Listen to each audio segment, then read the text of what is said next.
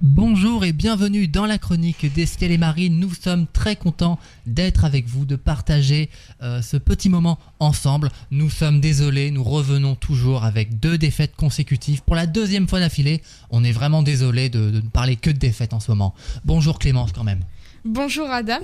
J'espère que tu vas bien malgré la position de relégable du HAC. Ça me touche mais je reste debout, mais aussi... Tu t'excuses, mais tu as oublié de t'excuser pour une autre erreur de notre part lors de notre dernière émission. Nous avons complètement oublié nos chers Hackwomen.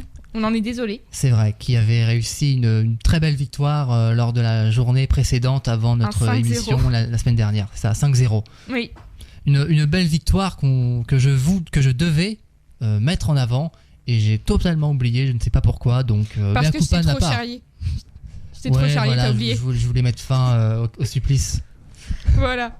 Donc on vous promet cette fois-ci qu'il y aura bien une partie complète, la dernière partie d'émission dédiée à nos Hackwomen. Mais tout de suite, commençons par une défaite. Adam, je sens que ça te pique sur la langue. Je te laisse en parler. Alors, comme vous vous souvenez très bien, lors de notre dernière émission, il y avait le match à suivre, était le HAC contre l'Olympique Lyonnais, mes 2 clubs de cœur, mes 2 clubs préférés du football français, du football tout court. Voilà, moi je suis quand même havrais et Lyon bénéficie d'un budget largement confortable, donc je souhaitais un match nul, même si j'aime bien Lyon, une défaite du HAC ne m'aurait pas forcément non plus une victoire de Lyon ne m'aurait pas forcément déplu, pardon. Même si voilà, je voulais quand même que le HAC arrache un point. Et le match ne s'est pas du tout passé comme prévu pour toi Clémence. Le HAC vraiment a été écrasé par l'Olympique Lyonnais, 4-0. Écrasé, effectivement, il n'y a pas d'autre terme. 4-0, franchement, ça s'est très mal passé. Dès la 22e minute où on s'est mangé un premier but. Moi qui n'étais pas venue seule au stade, puisque j'avais emmené avec moi un ami qui n'est pas Adam à ses propres places.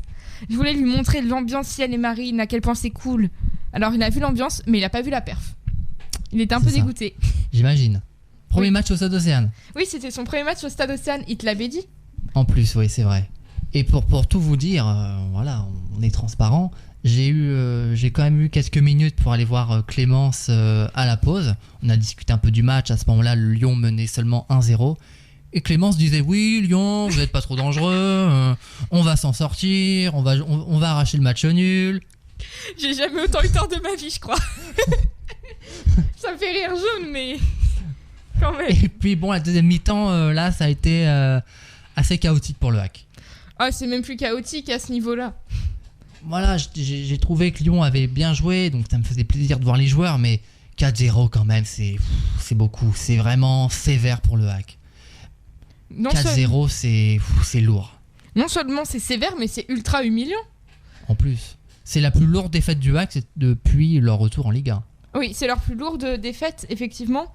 Mais c'est à la fois humiliant pour eux, mais c'est aussi humiliant pour Cyril et moi. On avait fait des pronos gagnants. Mon pronostic, à moi, il était de 1-0. Et Cyril, si je me souviens bien, voilà, je l'ai sous les yeux, il avait pronostiqué 2-1 pour le HAC. Donc Cyril et moi, on est aussi un petit peu humiliés. C'est vrai. Là, vous avez prédit une victoire du HAC, Lyon l'emporte. Bon, ça arrive, un petit contre-pied. Oui, heureusement qu'on n'avait pas parié. Moi, j'avais prédit une victoire de Lyon. Une victoire courte. Mais je m'attendais pas à un 4-0. Non, là, ce serait mentir que de dire je m'attendais à ça. Non, je m'attendais pas à une telle déroute pour nos Havrais. Mais personne ne s'attendait en fait à cette déroute. Pourtant, la composition n'avait pas si mal commencé que ça, puisqu'on était en 3-1-4-2. Dans nos buts, on retrouvait évidemment Arthur Desmas que j'ai de plus en plus de mal à défendre, malgré qu'il reste mon chouchou. Hein. Bah, c'est vrai que là, il est fautif sur le premier but. Il est complètement fautif. Oui. Oui, j'ai pas d'autres mots. Ensuite, à la défense, nous avions toujours Gauthier Lloris, Yoann Salmier et Pembele. Nous avons ensuite notre numéro 94, Abdoulaye Touré. Ensuite, pour passer à l'attaque, on avait évidemment Christopher Opéry, un de tes joueurs du HAC préférés. Oui. Rassoul Ndiaye, Oussama Targanine, Loïc Nego, Josué Casimir et excusez-moi, notre numéro 45, Soumaré. Ouais, là, on a du mal un petit peu à se rappeler qu'il avait joué.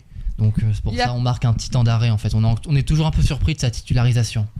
Oui, on est surpris de sa titularisation et surtout il a été un petit peu absent sur le match. Je l'ai pas vu toucher vraiment un ballon. Il faisait au pire une passe, mais il n'a rien fait de marquant. Il a reçu la note de 2 sur 10 sur l'équipe. Je crois que c'est le joueur du HAC qui a reçu la plus mauvaise note sur le match. En même temps, il a été inexistant. Donc, il est inexistant. Donc je l'aime bien. Mais à un moment, il a fait une mauvaise perf. Il a fait une très mauvaise perf. Ouais, je partage totalement cet avis. Il y a eu l'entrée de André Ayou qui a été acclamé par le stade. Il a failli marquer un joli coup franc à un moment. Oui. Ça aurait été un but pour l'honneur. Ils auraient pu recoller à 3-1. Pour l'honneur, j'aurais pu de valeur minimum. J'aurais pu de valeur minimum quand même, mais non. Mais non, même pas. Et puis Lyon marque juste derrière. Donc là, c'était vraiment le calice jusqu'à Lali. Oui, effectivement. Après, pas grave, je m'étais rattrapé en termes de vannes sur France-Belgique. Je suis désolée, j'étais très en forme ce soir-là. C'est vrai. Mais aussi, il y a eu d'autres événements plutôt étonnants pendant le match. Toi, tu n'étais pas encore arrivé à ce moment-là. Tu es arrivé vraiment au coup d'envoi. Moi, j'étais là, comme d'habitude, 1h30 avant le début de chaque match. Ponctuel. Toujours ponctuel. On m'a jamais vu en retard.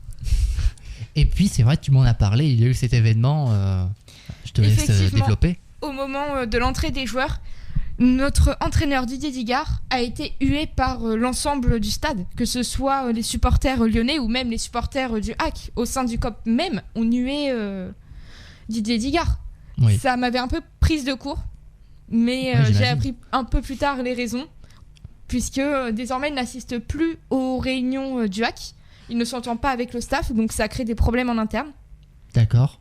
C'est les raisons pour lesquelles il a été sifflé lors de cette rencontre. Je sais pas si c'est vraiment la raison précise, mais je pense que ça joue. Je pense que ça joue aussi par rapport aux résultats du HAC ces derniers temps. Didier Digard, qui est un ancien entraîneur de Nice, on était très enthousiastes. On pensait qu'il allait sauver le HAC. Mais au final, il nous ramène de très mauvaises performances. C'est ça. En plus, à ce moment-là, peut-être qu'il y avait sur le coup les 4 défaites consécutives. À ce moment-là, avant le match. Oui, 4 défaites consécutives. Forcément, quand plus tu perds des matchs, plus tu es fragilisé et plus la confiance du public se dilue. Oui, et ça n'a pas été arrangé par le premier but à la 32e minute, puisque au moment de la mi-temps, Didier Digard a encore une fois été hué. Mais cette fois-ci, pas seulement lui, les joueurs du HAC aussi. Ouais, après le coup de sifflet pour la première mi-temps, je vois pas mal de gens écrire sur les forums qui ne comprennent pas forcément les choix de Didier Digard, notamment titulariser Issa Soumaré. Et puis il y a eu cet événement même après le match où l'équipe havraise et donc Didier Digard sont venus à la rencontre du COP et la discussion était assez houleuse. Évidemment, la discussion était houleuse parce que c'était la 5e défaite d'affilée si je compte bien. Puis 4-0 quoi. Sacré score. Hein. Bah oui, c'est la pire humiliation qu'on ait subie depuis des années. Donc, certains propos tenus, notamment et heureusement, n'ont pas été entendus par les joueurs au sein du COP, que je ne peux pas rapporter en direct, pour des raisons évidentes de censure. On n'a pas envie de se faire tirer les oreilles par Cyril. C'est ça. On ne divulgue pas d'insultes dans cette émission. Effectivement. Mais la colère des supporters est complètement compréhensible. Hein. Et c'était encore pire sur les réseaux sociaux. Ouais, bah oui. Oui, il se fait vraiment critiquer, Didier Digard. C'est vrai que là, on atteint un point de non-retour. Et moi, je pense vraiment que si le HAC perd, on en parlera, mais si le HAC perd le prochain match contre Montpellier, moi, je pense que Didier Digard, il peut se faire remercier. Oui, je pense aussi. Mais après, point de non-retour, c'est vite dit. On n'est qu'en novembre, on n'est même pas à la moitié de la saison. Peut-être que comme l'OL l'année dernière, on va connaître une véritable renaissance et remonter dans le classement. On n'est pas à l'abri. Je le souhaite. L'espoir fait vivre, mais après, bon, faut rester optimiste. Le HAC n'a pas plus de 100 millions de budget, malheureusement. Effectivement, on n'a pas 100 millions de budget. On n'est pas très apprécié en Ligue 1. C'est ça. Puis on va en parler dans la deuxième partie du match, dans la deuxième partie de l'émission. Bon, c'est vrai que l'émission est un match aussi, donc finalement, j'ai pas fait d'erreur. On va en parler dans la deuxième partie. Match que je gagne souvent. Les classicos de Ligue 1, normalement, c'est n'importe quoi, c'est OM PSG. Bah, dans cette chronique, c'est Adam contre moi. Ouais, il y a ça. Adam et l'OM qui se fait battre à chaque classico, et moi je suis le PSG qui gagne toujours. Bah là, j'ai gagné le dernier. Hein. Excuse-moi. Hein. Gagner, c'est vite dit. C'est vite dit. Je suis de très mauvaise foi. Tu as quelque chose à rajouter avant de clôturer cette première partie ? Oui, j'ai une dernière chose à rajouter. Ouais. Victoire méritée pour Lyon, défaite amplement méritée par nos Hackmen. Honnêtement, je suis également très dégoûtée aussi de la performance de nos joueurs, de la performance de Didier Dicard. Je ne souhaite pas qu'il soit remercié, Moi non plus. mais faut reprendre ses esprits et vite là. Et surtout, te redonner envie de reporter le maillot ciel et marine. Car tu pensais que je n'avais pas remarqué, mais ton sac à dos Olympique Lyonnais, je l'ai vu. Bon, Donc il ça, faut vite se débarrasser de ce sac. Il faut que le hack remonte et que tu reprennes ton maillot. Ouais, mais ça, j'ai depuis longtemps. C'est un sac. Hein. Le porte pas pour l'émission. J'ai ce que je demande. porté le maillot du hack lors du match. Je confirme. Pour le coup, il dit la vérité, j'étais là. On s'est vu à la mi-temps. Oui, on s'est vu à la mi-temps, donc je ne peux pas nier. En tout cas, c'était la première partie de l'émission. Dans la deuxième, on va parler de la défaite récente du hack contre Rennes. Il y a eu un événement, notamment au niveau de l'arbitrage. Et on parlera du prochain match dimanche contre Montpellier. À tout de suite.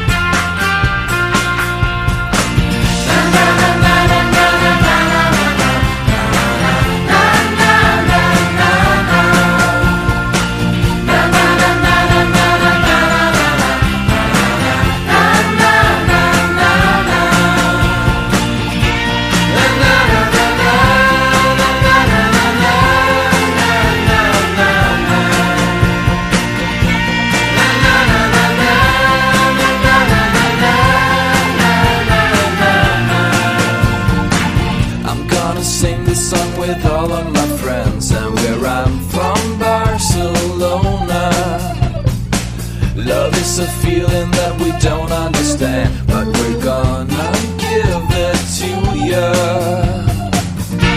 We'll aim for the stars, we'll aim for your heart when the night comes. And we'll bring you love, you'll be one of us when the night comes.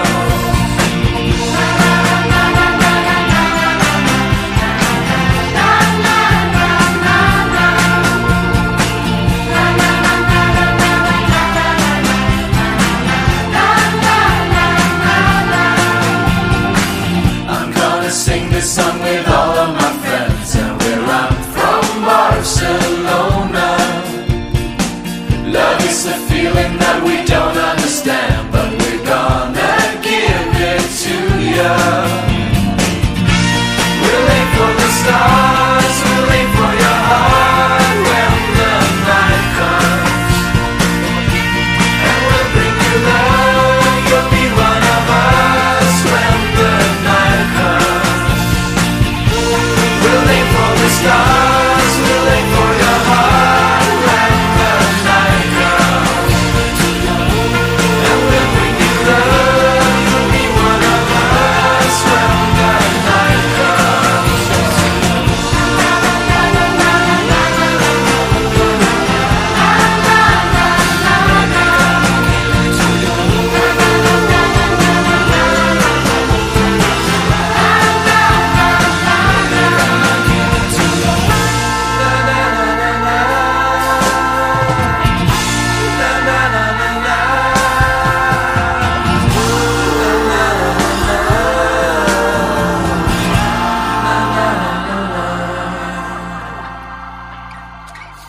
Vous écoutez bien RVL, la chronique des ciels et marines, et maintenant on va parler de la défaite du hack. Hélas, vendredi dernier, encore, la 6e consécutive à présent. Oui, bon, on va mettre un peu de bonne humeur. Hein. On est quand même la chronique des ciels et marines, on se veut une émission positive.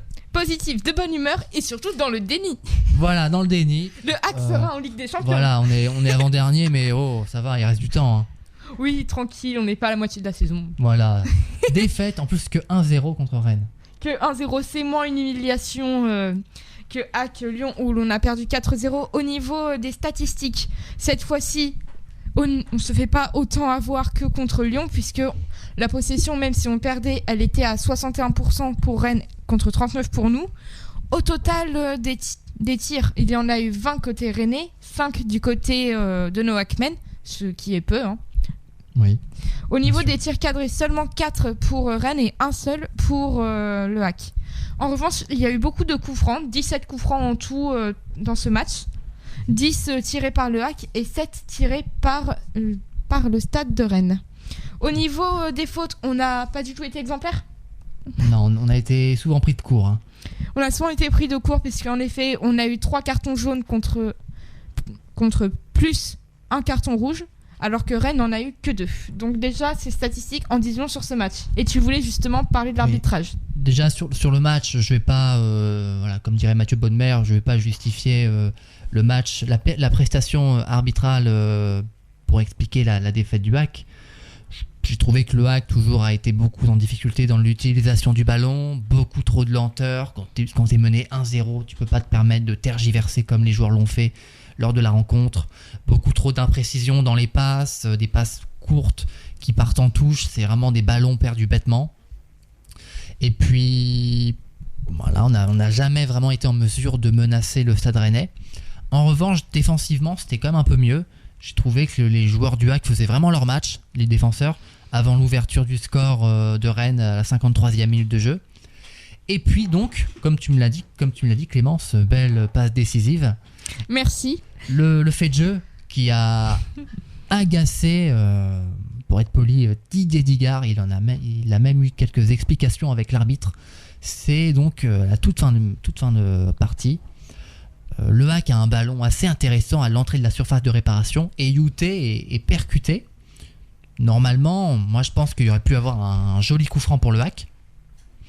Et l'arbitre ne siffle pas cette faute. Le Rennes part en contre-attaque et Christopher Opéry effectue une faute. Carton jaune pour Opéry. Puis carton rouge par la suite.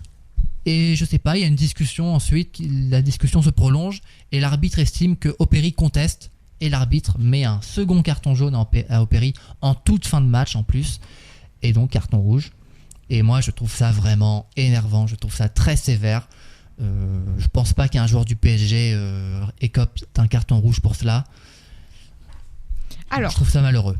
Effectivement, c'est malheureux, mais techniquement, l'arbitre a pas tort. S'il y a trop de contestations, il est parfaitement légitime de mettre un carton jaune supplémentaire.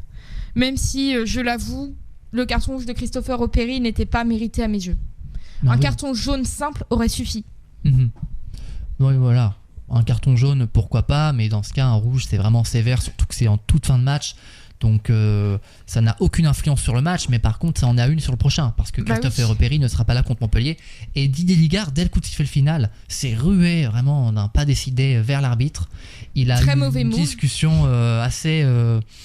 Houleuse Ouais, voilà, c'est houleuse avec Pour l'arbitre. rester poli. Ça, il a même dit au corps arbitral, ne me touchez pas, vraiment. Il s'est cru pour Jean-Luc Mélenchon, lui. Et ensuite, en conférence de presse, il a dit qu'il en a marre d'écouter les discours des arbitres, toujours les mêmes, que maintenant il n'irait plus aux réunions, que ça le fatigue d'entendre toujours les mêmes discours et qu'au final, il soit toujours sanctionné par les arbitres. C'est ce qu'il a dit en conférence de presse. Et pour moi, ça mériterait un carton rouge pour Didier Digard. Il a été mais d'un manque de professionnalisme dingue. Qu'il aille voir l'arbitre après le coup de sifflet final. D'accord, tout va bien. Mais l'échange total, dire ne me touchez pas et aller jusqu'à contester quand même de telles décisions prises par un arbitre, même si ces décisions étaient dures, c'était quoi cette façon de communiquer ? C'était honteux. Et surtout, quel âge mental il a ? Je ne vais plus aller aux réunions parce que je me suis embrouillée avec un arbitre. Non mais sérieusement ? Oh. Ouais, c'est ce qu'il a dit en plus. C'est un vrai manque de professionnalisme. Mais pour moi, là, c'est clairement une faute professionnelle. Je serais dans le bureau du Hack, mais je lui aurais remonté les bretelles pour rester poli dans cette émission. Bonnemer a eu un discours plus posé, plus calme à ce sujet. Donc en effet, peut-être qu'il y a eu une discussion après en interne entre Digard et Bonnemer. Bah, j'espère bien. Parce que Digard, oui, était vraiment très remonté. Et à 2 reprises, il a déclaré qu'il n'irait plus aux réunions, qu'il en a marre des décisions, à la fois sur DAZN, où il est intervenu en conférence de presse d'après-match, et ensuite dans la conférence de presse avec les journalistes du Paris-Normandie, du Hack. Oui, et honnêtement, tenir de tels propos, c'est plus les supporters qui le font que des entraîneurs. Hmm. Nous, Oui. les supporters, on n'a pas de carrière en soi. Oui. Lui, il en a une. Au niveau de sa carrière professionnelle et d'un ancien entraîneur de Nice, on connaissait déjà son tempérament explosif, mais il y a des limites quand même. Ouais, pour toi, c'est pas digne d'un entraîneur C'est pas digne du tout, même. de dire de tels propos. Il a le droit d'être en colère contre un arbitre, hein, ce serait pas le premier. Mais honnêtement, c'est pas l'entraîneur du Real Madrid, hein. Faut qu'il se calme. Surtout qu'on est peut-être que à cause de tels propos, on pourrait être sous l'œil du cyclone. Comme si on l'était déjà. C'est ça. Donc attention à pas avoir une réputation non plus de pleurnichard. Pas de pleurnichard, de rageux ou de Oui, personnes voilà. incapables de comprendre les décisions d'arbitrage. Déjà qu'on n'est pas apprécié par la Ligue professionnelle de football, je le dis à chaque émission, il va empirer les choses. Voilà. Bon, un carton rouge un peu sévère quand même sur Christopher Opéry, mais une conférence de presse assez Il aurait sous dû être- tension. Il aurait dû être dans la rubrique carton rouge de Sport 6, si tu regardes. Bien sûr, oui, je connais. Oui, mais le carton rouge, il aurait pas dû être pour je ne sais plus qui c'était à ce moment-là. Il aurait dû être pour Didier Digard. Ah, j'aurais été à la rédaction. Pas de débat à la réunion. C'est Didier Digard, le Didier carton Digard rouge. pour sa réaction d'après-match contre Rennes. Oui. Et là, on va avoir un match assez intéressant entre Le Hack, qui est avant-dernier au classement, avec nos 6 défaites consécutives, nous sommes désormais 17e, et on reçoit à la maison le dernier du championnat, donc le match des cancres, hein, si on peut le dire comme ça, Hack Montpellier. Effectivement, c'est moi contre Ducobu, donc je le vois comme ça. Donc effectivement, à Montpellier, un match qu'on attend évidemment tous, et un sacré match d'ailleurs. Et pour l'arbitrage, on aura le droit, ça a fait grand bruit sur Facebook, puisque c'est le réseau social le plus utilisé par nos auditeurs. Je dis pas que vous êtes vieux, je dis juste que vous n'êtes pas notre génération. Donc en effet, ce sera Stéphanie Frappard, cette fameuse arbitre très contestée dans le milieu du football. Est-ce que tu as un commentaire ? Elle était déjà au sifflet lors du match Monaco-Le Hack, avec le but qui a été refusé pour les Havrais lorsqu'il y avait un partout. Donc déjà, ça avait provoqué certains débats lors du match. Moi, j'ai pas forcément de rancœur quelconque pour Stéphanie Frappard. C'est une arbitre professionnelle. J'espère que le match se passera bien, c'est tout. Moi, j'ai pas de remarques précises. Et toi, t'as une réaction Alors, moi, pas Une crainte suite. Alors, des craintes qui se sont déjà confirmées malheureusement. Mais Stéphanie Frappard, même si c'est une arbitre qui n'est pas forcément exceptionnelle, elle reste quand même une bonne arbitre malgré tout, très souvent contestée. Mais surtout quelque chose que je remarque pas seulement sur Facebook, mais sur tous les autres réseaux sociaux, quelle que soit l'affiche du match, là où elle arbitre, elle se prend toujours une vague de haine et d'insultes. Ouais. Parce que malheureusement, les supporters de foot, pas tous, sinon je me mets dans la catégorie et On est des supporters de foot. on est voilà. des supporters de foot, mais heureusement, on n'est pas tous comme ça. Elle se prend énormément d'insultes dues à son sexe. Certains ne Évidemment. comprennent pas qu'une femme puisse arbitrer un match de foot masculin. Et ce qui est dommage, parce que même si elle prend parfois des mauvaises décisions, elle se prend encore plus une mauvaise image qu'un arbitre classique. C'est ça. Parce que comme c'est la seule arbitre femme de la LFP, de la Ligue 1, forcément, quand on va critiquer sur les arbitres, qui on va ressortir en premier ? Ah bah la femme, Stéphanie Frappard. Alors que c'est vraiment regrettable d'avoir de tels propos, de telles réflexions. Ça reste une arbitre professionnelle, il faut la respecter. Hein. Oui, et pour vous donner une idée, le registre des propos que j'ai recueillis, ça n'est pas un mot pour mot, puisque pour des raisons évidentes de confidentialité et de protection des données, je n'ai pas le droit de dire un commentaire trait pour trait, mais c'était beaucoup « Oh, mais c'est normal qu'elle sache pas arbitrer, c'est une gonzesse !» Donc malheureusement, il y avait beaucoup trop de propos comme ça. Hein. Beaucoup Ouais. trop. Beaucoup trop de Même en tant que femme, ça me révolte aussi. d'arguments poubelliers, quoi. Oui, clairement. Ouais, Ce qui voilà. est dommage. Des fois, il faut vraiment faire le tri dans les commentaires, les analyses de foot, malheureusement. Oui, il faut vraiment faire le tri. Et pour autant, c'est compréhensible qu'on n'ait pas des affinités fortes avec un arbitre. Hein. Parce que, évidemment, quand on passe pas mal de temps à dire « Oh, mais l'arbitrage. » Alors, en plus, quand c'est une femme... C'est ça. Déjà que les arbitres, ils ont de mauvais rôles, déjà, qui sont très contestés. Voilà. Non, je partage totalement ton analyse sur ce point-là. Et donc ce match va être très important pour nos Havrais. Et moi je pense sincèrement que Didier Digard joue sa tête sur ce match. Effectivement, même si la peine de mort est abolie en France depuis le début des années 80. 1981 peut-être si je me C'est trompe ça, pas 1980, oui, je cherchais la date précise. Eh bien, dans le monde professionnel, elle existe toujours. Sauf que ce n'est plus une guillotine, c'est une lettre de licenciement maintenant. Voilà, c'est ça. Et l'entraîneur de Montpellier s'est fait licencier, Michel Derzakarian, Oui. après la déroute 5-0 contre l'OM. Et donc maintenant c'est Jean-Louis Gasset, le nouvel entraîneur de Montpellier. Donc j'espère que nos Havrais, j'espère que Didier Digard ne sera pas le deuxième entraîneur cette saison à se faire remercier par son club. Oui, surtout que ça mettrait le HAC en très mauvaise posture, puisqu'on se retrouverait sans entraîneur. C'est ça. Et donc on devrait On est faire déjà en appel à mauvaise un posture. Là, entraîneur Didier Digard terrible. joue non seulement sa tête, mais il joue aussi le maintien du HAC. Ouais. Si on se retrouve sans entraîneur dans notre situation, je donne pas cher de notre peau cette saison. Moi je pense que là clairement le HAC est à un tournant cette saison avec cette double confrontation au stade Océane, le match dimanche contre Montpellier 17h et la semaine d'après le match contre Reims, confrontation dans laquelle nous allons retrouver notre ancien entraîneur, L'excellent Lucas Elsner. Eh oui, et Lucas Elsner qui fait vraiment du bon travail avec le stade de Reims. Reims qui est actuellement 6ème au classement si je me trompe pas. Je te redis ça tout de suite. Effectivement, ils sont 6e. Eh oui. Donc Reims, là qui est sur une série de 2 défaites consécutives, mais ça reste une équipe qui a gagné beaucoup de matchs cette saison, une équipe très solide du championnat. Oui, c'est une équipe extrêmement solide, mais restons quand même sur Montpellier puisqu'on gardera le match contre Reims pour la prochaine émission. C'est ça. Donc pour rappel, la dernière fois que nous sommes affrontés en Ligue 1, le 31 mars dernier, nous avons perdu 2-0. C'est vrai, je m'en souviens de ce match. Moi non.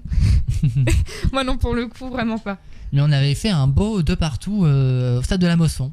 Oui, Première journée de Ligue 1. Première journée de Ligue 1, ça donnait un petit peu la couleur de ce qu'allait donner notre saison au final. Hein. Ouais, totalement. Ça avait été un beau match, je m'en souviens bien. Le match à domicile avait été beaucoup plus laborieux. On espère une toute autre issue dimanche. Évidemment, on espère tous non seulement une autre issue, mais on espère surtout que Didier Digard ne va pas se faire remercier. C'est ça. J'allais dire un Stopper autre mot. l'hémorragie C'est ça. des 6 défaites consécutives. Parce que là, ça commence vraiment à faire beaucoup. Le HAC est pour la première fois relégable cette saison. Attention à ne pas tomber dans une crise assez grave pour le HAC en termes de résultats.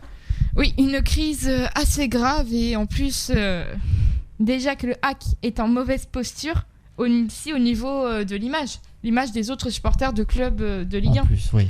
Au moment où tu es allé me voir au dernier match contre Lyon à domicile, tu as dû voir que j'étais sur le téléphone d'un de mes amis. Mhm. C'est parce que j'étais en train de débattre sur l'image du HAC avec ses parents. Donc, Ah ouais ah oui, c'était très drôle. Comment ils ont vu le HAC par ses parents, comme tu dis? Ils sont nuls. Ah oui. Ah oui. Je pense que On n'est pas les meilleurs, certes, mais de là à dire qu'on est nuls. Je pense que C'est dur. le HAC souffre de ces 14 années consécutives de Ligue 2 où la culture du club était un peu de toute façon le HAC ça perd souvent alors que non, il y a eu beaucoup de progrès ces dernières saisons.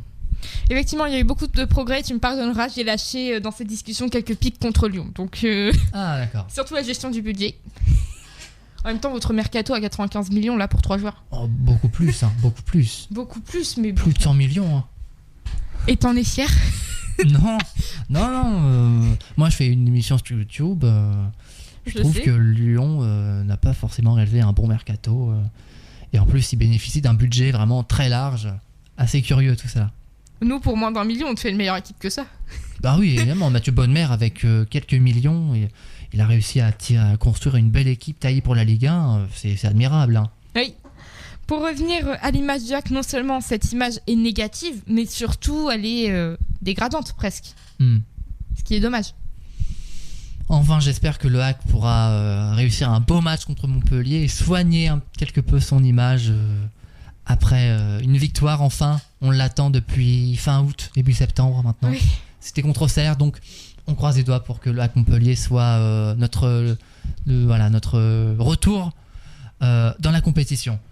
Oui, on veut un très beau retour dans la compétition, évidemment. Et tu sais quoi, on a les scores des anciens matchs sous les yeux. Et il y a des chiffres qui ressortent. Le chiffre 2 nous porte généralement chance. Le 2, il est dans toutes les rencontres, Souvent ainsi deux que le buts, 0. ouais, souvent. Donc moi, je dis, très optimiste, 2-0 pour le Hack. Moi, je pense que ça va être compliqué, mais qu'on va quand même le faire parce qu'on n'a pas le choix. 2-1 pour le Hack. 2-1 pour le Hack. Victoire du Hack, donc. Oui. Ok. Ça dépend qui sera dans les filets aussi. Mathieu Gorgelin ou Arthur Desmas. Bon, Desmas, je pense. Je pense aussi, vu la gravité de la situation, on va pas mettre Mathieu Oui. Gorgelin. On va marquer Quoique, il est pas méchant. une pause musicale et nous revenons juste après. À tout de suite. À tout de suite.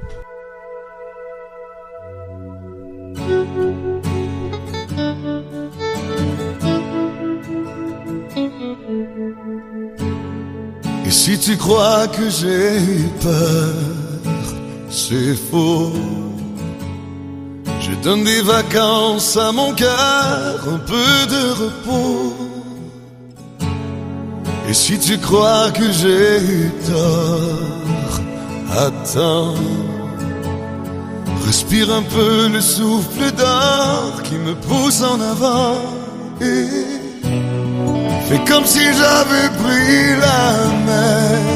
J'ai sorti la grande voile et j'ai glissé sous le vent. Fais comme si je quittais la terre. J'ai trouvé mon étoile, je l'ai suivi un instant. Sous le vent. Et si tu crois que c'est fini, jamais. C'est juste une pause, un répit après les dangers.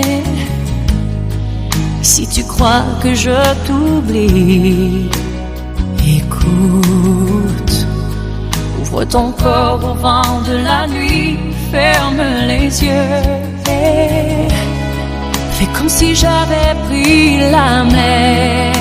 J'ai sorti la grand voile et j'ai glissé sous le vent. Fais comme si je quittais la terre. J'ai trouvé mon étoile, je l'ai suivi un instant. Sous le vent. Et si tu crois que c'est fini, jamais. C'est juste une pause, un répit après les dangers. Fais comme si j'avais pris la mer. J'ai sorti la grande voile et j'ai glissé sous le vent. Fais comme si je quittais la terre. J'ai trouvé mon étoile, je l'ai suivi un instant. Fais comme si j'avais pris la mer. J'ai sorti la grande voile et j'ai glissé sous le vent. Fais comme si je quittais la terre. J'ai trouvé mon étoile, je l'ai suivi un instant. Sous le vent. Sous le vent.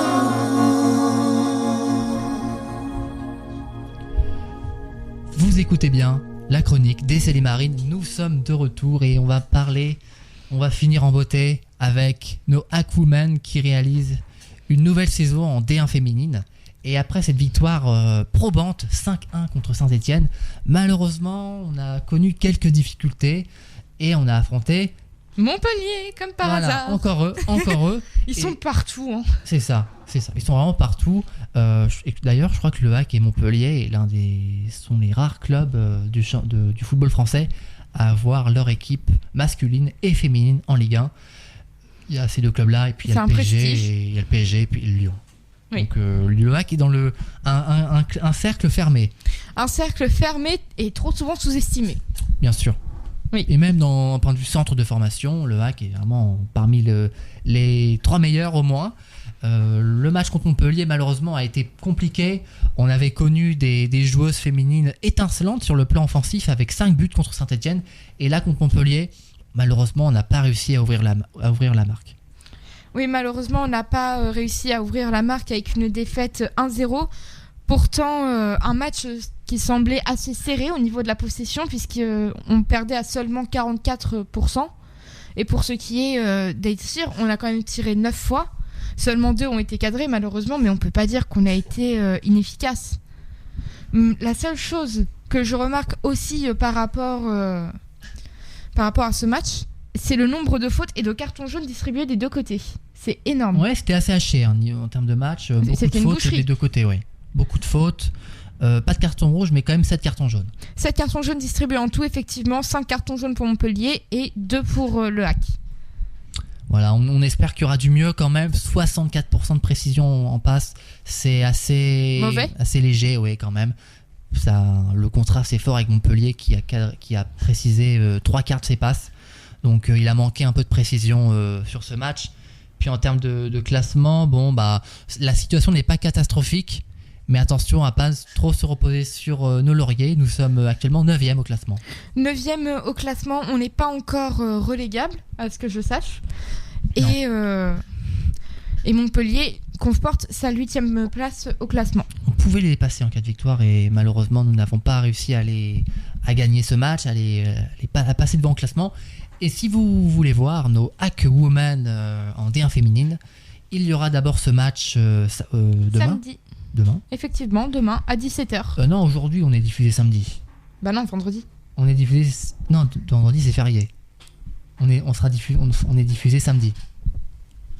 Ne m'embrouille pas l'esprit. On joue donc aujourd'hui contre l'équipe féminine de Dijon. Et ensuite, comme notre équipe masculine, le même week-end, on reçoit le Stade de Reims. Ouais. Le Stade de Reims qui est dernier au classement. Donc là, c'est l'occasion pour le Hack de conforter un peu notre avance avec la zone rouge. Oui, il faut qu'on conforte notre avance. On est déjà en difficulté du côté de nos Hackmen. Il ne faudrait pas qu'on le soit en plus du côté de nos Hackwomen. Voilà. Puis en plus, on a quand même une équipe qui se débrouille vraiment bien. C'est leur 3e saison consécutive en D1. Ça, c'est vraiment une très bonne chose. Une très bonne chose puisque nos Hackwomen ont souvent prouvé qu'elles étaient excellentes. Il ne faut pas qu'elles se relâchent. Certes, la défaite a un goût amer pour tout le monde, mais il ne faut rien lâcher. C'est ça. Quelle est l'une de nos principales devises de supporters, Adam ? Ne jamais rien lâcher. Évidemment, toujours avancer, ne jamais rien lâcher. Exactement. On le répète assez souvent en COP. Et puis même, on a des spectateurs assez fidèles à cette équipe féminine du Hack. Donc la devise vraiment fait honneur à cette équipe. L'équipe fait honneur à cette devise. Évidemment. Mais le club aussi, nos Hackmen ne lâchent rien non plus. C'est le staff qui lâche. C'est pas nos joueurs. Exactement. Sans mauvaise pique. Mais avec une petite arrière-pensée quand même. Et si vous voulez le programme ce week-end, donc n'oubliez pas, match de notre équipe féminine samedi, donc aujourd'hui, contre Dijon, le lendemain, Hack Montpellier, au Stade Océane, dimanche 17h, et le week-end d'après, le week-end avant la trêve internationale, encore une fois, la double confrontation à Reims vendredi 8 novembre 19h pour l'équipe féminine, et ensuite le dimanche 10 novembre 17h pour notre équipe masculine avec les retrouvailles entre Lucas Elsner et le Hack. Oui, des retrouvailles évidemment qu'on attend tous. Hein. Oui. Et j'espère qu'il sera applaudi comme il se doit au Stade Océane. J'espère aussi. Et puis j'espère que notre équipe féminine et masculine remporteront ces deux confrontations avec le Stade de Reims. Oui, on ne peut que l'espérer. Et en tout cas, moi, tout ce que j'ai à dire, c'est que je souhaite un très beau week-end football à nos auditeurs. Allez le Hack, Clémence, comme d'habitude, je te laisse le mot de la fin pour clôturer la chronique. Merci, et cette fois-ci, plus que d'habitude, je vais vous faire doublement de la prévention, puisque les comportements en stade ne s'améliorent pas, que ce soit des deux côtés, on l'a vu dans l'actualité, et surtout par rapport au fait que lorsque nous recevrons Montpellier, notre arbitre sera une femme. Je vous invite évidemment à ne tenir aucun propos désobligeant par rapport à son sexe. Vous pouvez critiquer l'arbitrage, mais vous ne devez pas aller jusqu'aux insultes à caractère vraiment haineux. où c'est de la haine plus qu'autre chose. Évidemment, ne lancez rien sur les pelouses, rien sur les joueurs comme vous le faites d'habitude. Et surtout, gardez en tête que l'image du club, c'est aussi ses supporters. Je vous invite à être exemplaire. Mais aussi et surtout, je vous dis d'être exemplaire, mais ça ne veut pas dire que je ne vous invite pas à crier et donner toute votre voix. Ramenez vos écharpes, ramenez tout ce que vous avez du hack.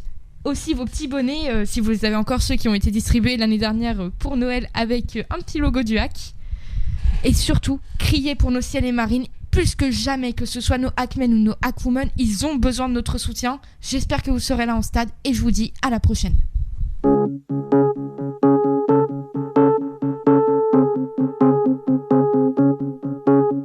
Cette nuit, intenable insomnie, la folie me guette. Je suis ce que je fuis, je subis cette cacophonie qui me scie la tête, assommant harmonie. Elle me dit, tu paieras tes délits, quoi qu'il advienne. On traîne ses chaînes, ses peines. J'avoue mes nuits à la symphonie, au requiem. Tu en pars des prix, ce que j'aime. J'avoue mes nuits à la symphonie et au blasphème. J'avoue, je maudis tout ce qui s'aime.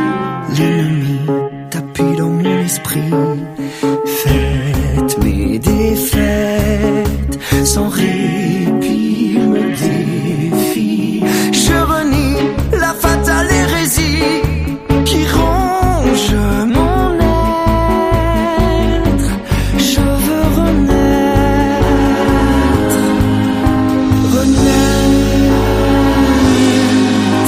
Je vous mes nuits à la symphonie, au requiem. Tu en pars des prix, ce que j'aime. Je vous mes nuits à la symphonie et au blasphème. J'avoue, je maudis tout ce qui